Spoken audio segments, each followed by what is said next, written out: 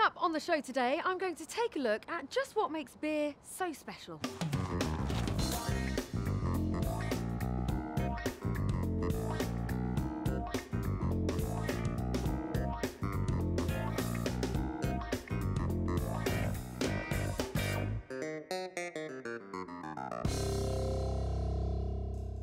For centuries now, us Brits have been enjoying a traditional pint of beer. In fact, not so long ago, beer was drunk instead of water as it was a safer option. Whatever your level of knowledge or interest in the world of beer, you've come to the right place because today I'm joined by two experts. Kevin, Annabelle, hello, welcome. And we're going to delve into the world of cask beer. So what is cask beer? Cask beer is very different from other types of beers such as lagers or stouts. The product when it's brought into the cellar is, it still needs some work doing on it, which is what the conditioning process is. The main thing to remember is cask beer is a living product, it's unpasteurised, and the cellarman or the publican has to create some naturally occurring CO2 within that beer.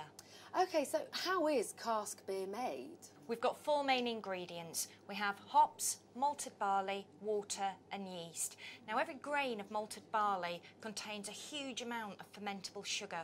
So that malted barley is ground up, mixed with hot water, and then the liquid that's produced is drained off. This is called wort.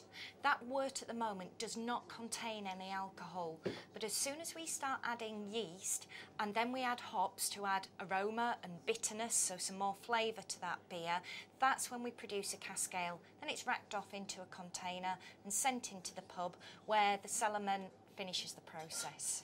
Where we then enjoy it, perhaps with some lovely food. Now, Kevin, I understand you've done some really interesting work in exploring the world of food matching with your beer, and you've unearthed some quite interesting things.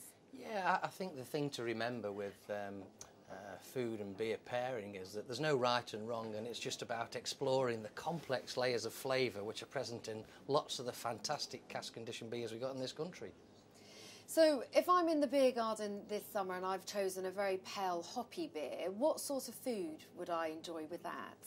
Well, traditionally we'd serve something like a pork pie. If you were going to take the Dukas, for example, which is an Indian pale ale, it's mildly hoppy, it's got a rich malty flavour with a lovely crisp finish. Great as an aperitif, but we'd also look to serve it with something with natural sugars within the product. For example, we're going to serve it today with our Shetland organic salmon, which again, once it's seared and cooked off in a really hot oven, the natural sweetness of the salmon comes through and complements the Dukas fantastically with the sweet malty flavours within the beer. So what do you both think to this whole notion that actually beer is for the older gents, it's a man's drink? I think that really is a myth, actually, and if you look at the massive variation in flavours, there really is something for everybody and every genre, every age group within cask beers these days.